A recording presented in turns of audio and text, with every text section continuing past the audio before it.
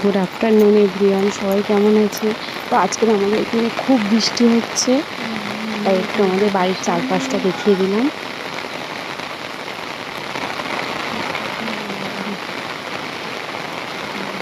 এই আমাদের আম গাছ বড়, আর এখানে বসে সবাই গল্প করা হয় বা আড্ডা মারা হয় এখানে সবাই সবসময়।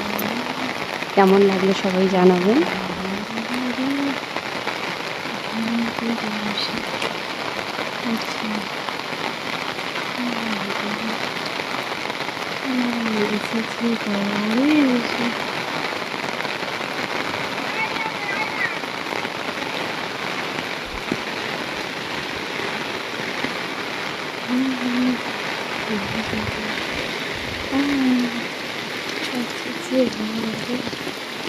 আসো।